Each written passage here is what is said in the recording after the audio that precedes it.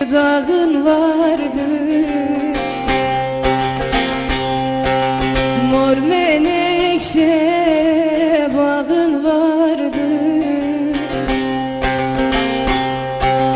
Bir an olmuş evin vardır, köyüm sana hasret kaldı. Bir an olmuş evin vardır, köyüm sana hasret kaldı.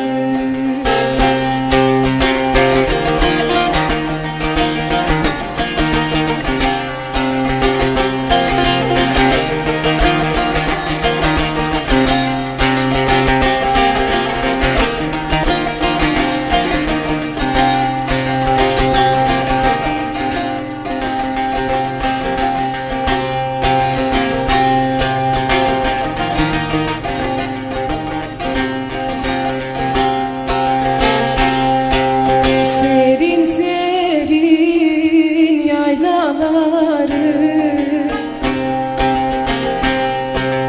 başak çekmiş tarlaları, çayır çimen ovaları, güllerine hasret kaldı. Çayır çimen ovaları, güllerine hasret kaldı.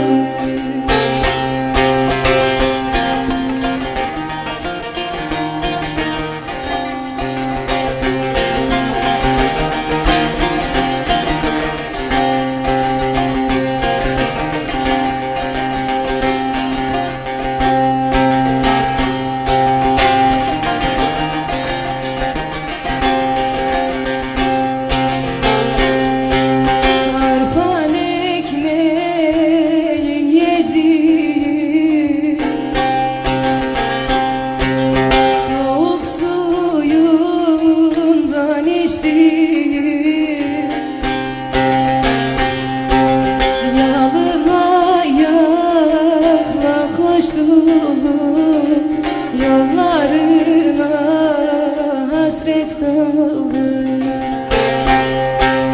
Yalın ayakla koştum, yollarına hasret kaldı.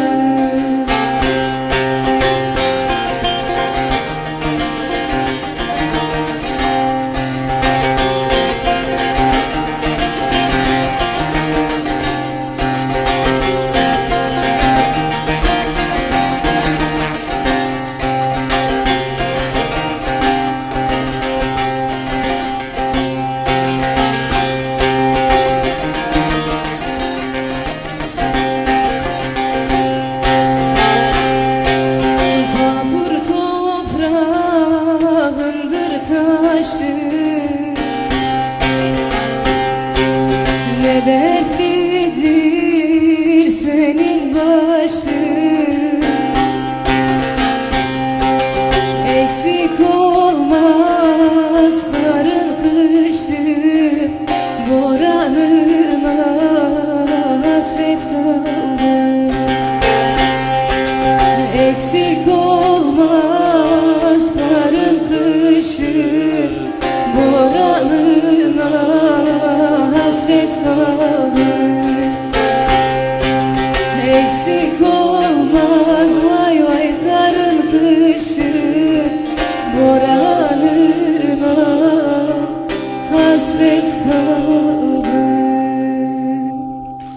Çok teşekkür ediyoruz. Ağzınıza, yüreğinize sağlık. Çok teşekkür ediyoruz. Evet. Papur Usta'nın her bir eseri birinden güzel. Ama sen de duygulu okuyorsun. Çok teşekkür Ağzına, ederim. yüreğine sağlık. Yani bizi